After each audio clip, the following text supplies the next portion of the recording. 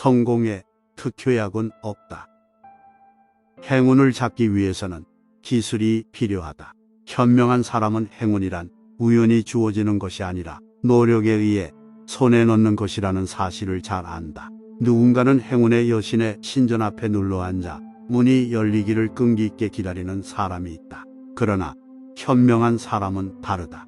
미덕과 용기라는 날개를 달고 여신이 있는 곳으로 날아올라 행운을 붙잡기 위해 여신의 마음을 헤아려서 현명하고 대담하게 말을 건넨다. 여기에는 성실함과 노력 이외에 성공의 특효약 따위는 없다. 다시 말하면 잘 생각하고 있는지 어떤지 그 차이일 뿐이다. 오르막길은 단숨에 뛰어오른다. 기회가 찾아왔을 때 망설이지 않고 바로 결단을 내리고 실행에 옮기는 사람이 있다. 그 원동력이 되는 것은 자신감이다. 평소부터 자신을 갈고 닦기 때문에 체력과 지력 그리고 정신력에도 절대적인 자신감을 가지고 있다. 그래서 어떤 일에도 휘둘리지 않는다. 비록 실패했다고 해도 자신감은 흔들리지 않는다. 다음에 찾아올 큰 기회에 대비해서 한층 자신을 단련한다. 그들에게는 실패조차 하나의 기회이다. 중령의 삶이 곧 행복이다. 부자를 부러워하지 않아도 좋다. 그들은 재산을 지키기 위해 종일 긴장을 강요당한다. 명품을 부러워하지 않아도 좋다. 명품일수록 부서지기 쉽고 싼 물건은 질리도록 오래간다. 너무 넘치면 모자람만 못하다. 나는 말이 있다. 돈이 너무 많은 것도 좋지 않고 너무 없는 것도 좋지 않다. 너무 아름다워도 좋지 않지만 너무 못생겨도 곤란하다. 먹고 살기에 곤란하지 않을 만큼 돈이 있고 적당한 용모를 지닌 사람이 많은 것은 신은 그런 사람을 사랑하기 때문일 것이다. 따라서 그런 사람일수록 의외로 행복한 인생을 보낼 수 있다. 중용은 특권의 일종이다.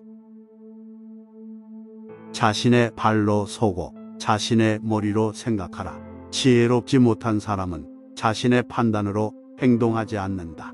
타인에게 의지하고 타인의 지시에 따르는 방법밖에 모른다. 덕이 없는 사람은 무엇을 해도 결실을 맺지 못한다. 다른 사람에게 존경받지도 못한다. 경험이 없으면 무엇을 해도 불안정하다. 캄캄한 밤에 앞이 보이지 않는 길을 손으로 더듬어가며 걸어갈 수밖에 없다. 자신의 발로 서고 자신의 머리로 생각하고 진정한 의미에서 자립한 굳센 삶의 방식을 원한다면 더 이상 두려울 것은 아무것도 없다. 지혜와 도덕이 탁월한 그리스의 절인 디오게네스는 자신을 믿고 자신만을 의지하여 자신 속의 일체를 소유해서 독립자존의 위인으로 유유자적할 수 있었다. 과거의 자신과 결별하라. 아무리 뛰어난 재능도 시간과 더불어 퇴색해간다. 솜씨를 뽐내던 수완도 시간이 지나면 빗발해간다. 그리고 드높던 명성도 하루하루의 흐름과 더불어 과거의 것이 되어간다. 낡아 빠진 자신에게 언제까지나 미련을 두고 집착해서는 안 된다. 어서 빨리 탈피해서 새로운 자신으로 다시 태어나야 한다. 이집트 신화에 나오는 피닉스, 이 불사조는 수백 년에 한 번 스스로 일으킨 불꽃의 몸을 던져서 젊고 싱싱한 모습으로 다시 태어난다고 한다. 낡아 빠진 자신에 연연하지 않고 완전히 새로운 자신을 재생하는 삶의 방식을 이 불사조에게서 배워야 한다. 성급한 사람은 옆을 보지 않는다. 성급함처럼 일을 망치는 것도 드물다. 침착한 사람들은 결코 일을 엉뚱하게 만들지 않는다. 누구든 쓸데없이 뛰어들어 허둥대다가는 일을 망친다. 성급한 사람들은 주의를 의식하지 않는다. 배경은 쓸데가 없다. 오로지 앞만 있을 뿐이다. 하지만 중요한 것들은 앞에 놓여 있는 것들이 아니다. 언제나 길 옆으로 비켜 있는 것들이 귀하다. 귀한 보물들이 모든 사람이 볼 수 있는 길 가운데 있는 법은 없다. 숨겨져 있기에 신비감과 함께 귀함으로 다가오는 것이다. 보물이 흩날리는 없다. 그것의 진가를 알고 노리는 사람들이 즐비한 이상 그것들은 감춰질 수밖에 없다. 그런데도 성급한 사람들은 결코 옆을 보지 않는다. 그래서 모든 걸 놓치게 된다.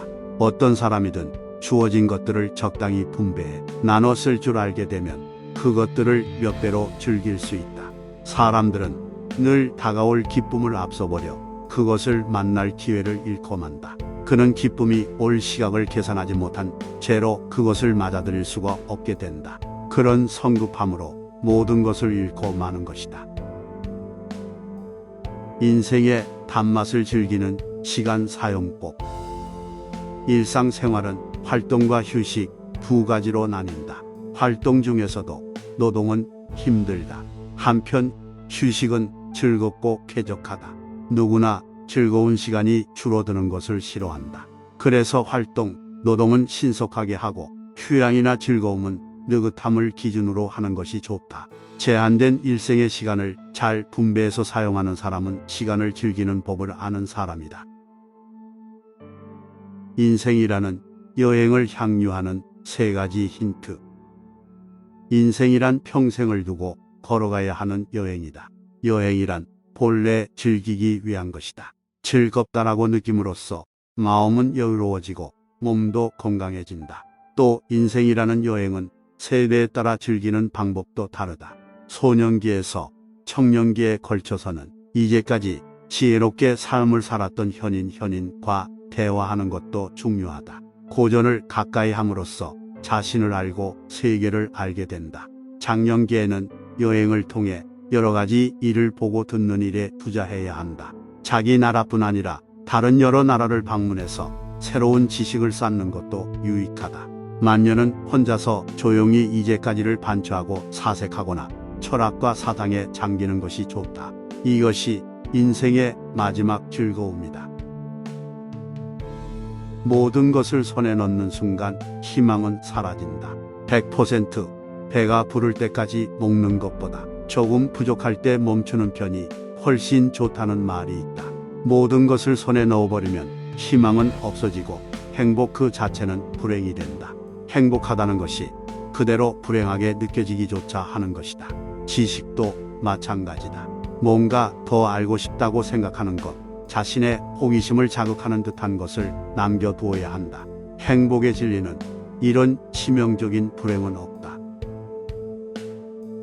자신을 위해 살 것인가, 타인을 위해 살 것인가. 자신에게 득이 되는 것밖에 생각하지 않는 사람을 이기주의자라고 한다. 원하는 것은 오로지 자신의 행복뿐, 타인을 위해 시간을 소비하는 것조차 자신에게 손해가 된다고 생각한다. 타인을 배려하지 않기 때문에 당연히 타인으로부터 배려받지도 못한다. 그렇다고 해서 모든 것을 타인을 위해 헌신할 필요는 없다. 이것은 지식도 마찬가지다. 타인을 위한 정보는 무엇이든 알고 있지만 자신에게 도움이 되는 것은 아무것도 모르는 사람이 있다. 이런 사람은 타인에게 이용만 당할 뿐이고 또 이런 사람을 사랑하거나 존경하는 사람은 없다. 잊어야 할 것은 빨리 잊는다. 빨리 잊어버려야 할 것을 오랫동안 마음에 담아두는 것이 인간이다. 기억은 가장 필요할 때에는 도움이 되지 않고 아무래도 상관없을 때에만 모습을 드러내는 골치 아픈 존재다. 싫은 일, 떠올리고 싶지 않은 일은 생생하고 상세하게 기억한다. 그런 마음의 아픔을 없애는 데에는 잊는 것이 가장 좋은 묘약이다. 그보다 중요한 것은 올바른 마음으로 하루하루를 보내고 덕을 쌓으면서 살아가는 것이다. 그런 사람은 늘 아침에 기분 좋게 눈을 뜬다. 그들에게는 후회도 분노도 없다. 마음에 걸리는 일이 없기 때문에 숙면할 수 있다. 바로 성자는 악몽을 꾸지 않는다. 나는 말 그대로다.